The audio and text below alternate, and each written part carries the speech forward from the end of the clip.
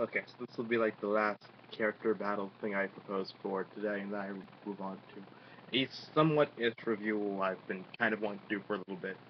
Uh, so this is the fifth character battle I have done. It's the most recent one by far. The other ones I posted a bit like last weekish. Uh, so that's those. And for this one, I've kind of gone back into like two of my favorite series, that being Yu Yu Hakusho and Shaman King, and those are really like my two of my absolute favorite shonen manga by far. If I really had to pick one I liked more than the other, it would be Shaman King over Yu Yu Hakusho.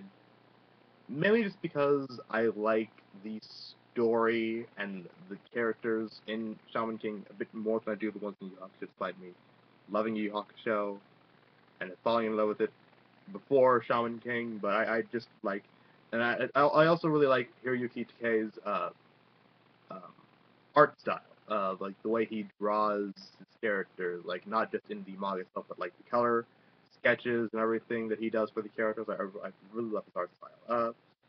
But so this character battle will be between a character from Yakusho and Shaman King. And one of the things I really noticed, like looking back on those two series, is that the character, like you can really take a character from Yu Hakusho and then pair that character with their Shaman King counterpart, pretty much. Uh, uh, like you could like for instance, there's Kurama, and like his Shaman King-ish counterpart would probably be Lyser, or there's Hiei, and his Shaman King counterpart would probably be either Ren or Hao, or a combination of the two of them. So stuff like that. And I really wanted to do this one because both series deal with like manipulation of like spiritual type energy, and I wanted to see like really if I had to pick this character versus this character, who would win. And I do realize the characters that I probably should have paired these characters with those being like their respective actual counterparts from series to series. But the reason I did not is because uh, these characters, if they were to be put into a room together, it would be like their interaction would play out in a very similar way as they would with the corresponding character from their own series, which is why I'm proposing today for this one. It is Kazuma Kuwabara versus Ren Tao. Kazuma Kuwabara being the Yu Yu Hakusho equivalent to Ryu, uh, and Ren Tao being the Shaman King equivalent to Hiei. So I might have said, you know what I mean.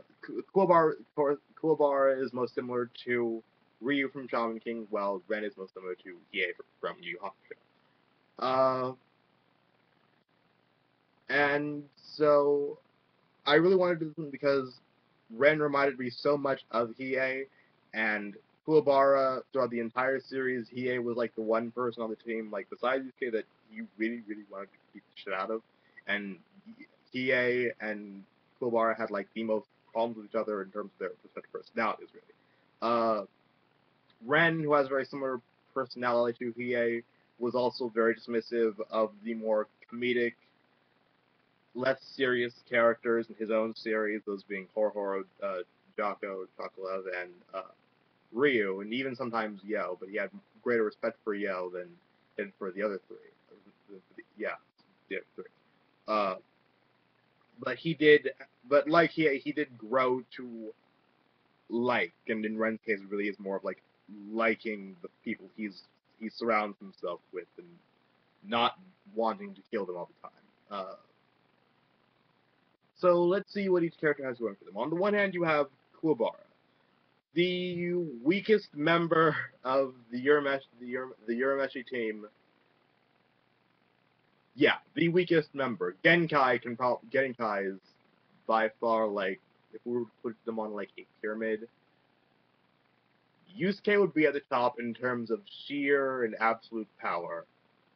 Then he would be followed by Hiei, who would be followed by Kurama, who would be followed by Genkai. But Genkai could probably own all of them and all of the above, while Kurama could defeat roughly everyone above and below him, simply because he knows how they fight. His whole fighting style is I analyze the opponent first, and then I make my own strategy based on that. We probably already have like contingency plan strategies already prepared in advance for the other characters. Whereas and Kuwabara falls the very, very bottom of that, but that does not mean he is a weakling at all. No, Kuwabara is a very badass character. He's probably one of the best rounded characters in Yu Yu Hakusho when you really think about it. Uh, he's he's by far one of the most kind of I want to call him sympathetic. I really do because there are a lot of times in the series where you are really meant to sympathize with Kuwabara, and most people do. Kuwabara was always my least favorite of the four main male characters.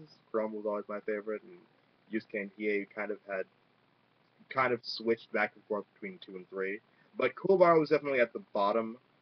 But rewatching the series, I'm like, okay, I actually really do like Kuwabara. Like, there is something about him. Kuwabara's a very easy to like character in Yu Yu Hakusho. And like I said, he is the weakest character by far. Uh, his entire family is blessed with this unusually high spiritual awareness and spiritual energy about them, which manifested at brief points throughout like the first part of the series, but really kicked in during the Genkai tournament arc, where he first manifested his spirit sword, using the chunk of a wooden sword that he broke in the battle. When he reappeared later on, then in the for Saint Beast saga, he could materialize his sword through sheer force of will, without having to use a broken off piece of wooden sword, and he could also extend its growth. Yeah. Uh, by the Dark Tournament arc, Kurama said that his training with Kuwabara focused mainly on him being able to perfectly manipulate his spirit sword, which he actually, despite not that really showing it all too much. But Kuwabara had probably the worst performance out of everyone in the Dark Tournament, as he lost all but 2 of his matches throughout the entire tournament. Um, and then at the end of the tour, after the Dark Tournament was over and it got into the Chapter Black Saga, Kuwabara temporarily lost his powers, which everyone expected. Oh, it's like a side effect of Trial Sword, because at that point Kuwabara had no spiritual awareness at all whatsoever. But then in the fight with one of the 7 psychics, his powers reawakened, and Genkai said that it went into dormancy to kind of prepare for his spirit awareness was so powerful that his energy knew of the coming battle they were about to get themselves into way during the Dark Tournament, and sealed itself off in order to prepare itself for when the crisis emerged. And so at that point, Kuwabara awakened his powers and got a new sword, the Jigen-To, which is the Dimension Blade, which made him a plot device, as his sword was the only thing capable of cutting through dimensional barriers and whatnot. By the end of the series, with him being largely left up the last chunk of the anime, and I think manga as well, Kuwabara was the strongest human on Earth. Yes, he was the strongest human on Earth. So that's where he stands. And even without his spiritual energy, Kuwabara can still do a number on people with just his fists and feet. So weak, no. Strong, yes. Stronger than the other 4, not at all. Like I said, Kuwabara still in ranking falls at the bottom of the pyramid if we were to classify them as such between. If we're just using the 4 male characters, Kuwabara is the weakest out of the four of them. Switching sides, we have uh, Ren Tao from Shaman King, immersed in a very warrior type culture from birth. Ren is a shaman. The shamans in Shaman King, they can interact with ghosts and kind of force position upon themselves where they can utilize the ghosts' abilities they had in life and still keep control over their bodies. It's just more like the ghost can kind of manipulate the body, but the owner of the body is still in control of their thoughts and their mind for the most part. So it's not a complete possession, it's a form of it that's less dangerous and less, all evil. So Ren is fully capable of achieving 100% integration, as they call it in the series, where he can draw out the entirety of his ghost's power. Later on, they get into the whole oversoul thing, which he's learns in a snap, ends up killing the patch officiant who comes to kind of grant him access to the Shaman King tournament. And even later, Ren just becomes far more powerful as the series goes on. In his standing between, let's see, we have Yo, uh, Ren, Horo, Chakra, Life Surge, and Ryu.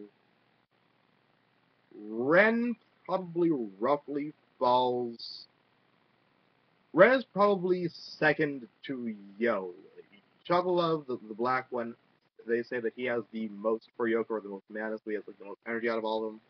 But Ren is by far like the the warrior, the no shits given little prick of the group.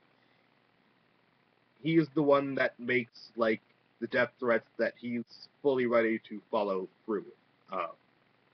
Although that it plays into more of his character development later when he learns that he shouldn't be doing that, and he eventually, the whole jerk with a heart of gold. The heart, they become better people while still kind of keeping that nasty personality thing.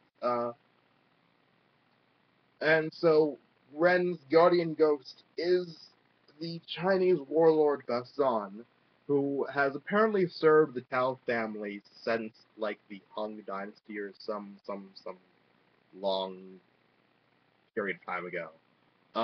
And even without his guardian ghost, Ren is very well versed in martial arts.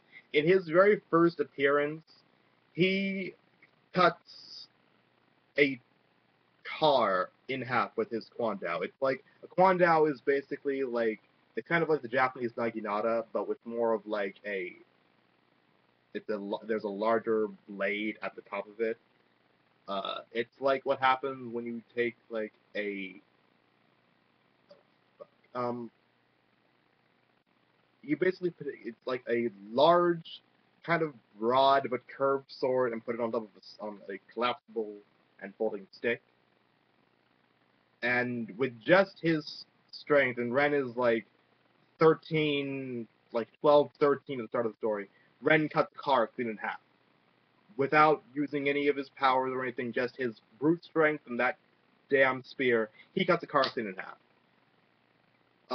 And also is able to take down then like about 10 times larger than he is with just his bare hands. So I know this has gone on for like long enough. So you decide between Ren Tao and Kazuma Kuwabara who would win if the two of them were to get into a fight. And note that these fights aren't like a fight to the death unless I actually say so at the start of the video. These are just like friendly, like they battle, presumably battle until the other one is knocked out or can no longer compete while still breathing. So let me know who you think would win. That's it. I'll come to you later with another character battle, maybe a review later on.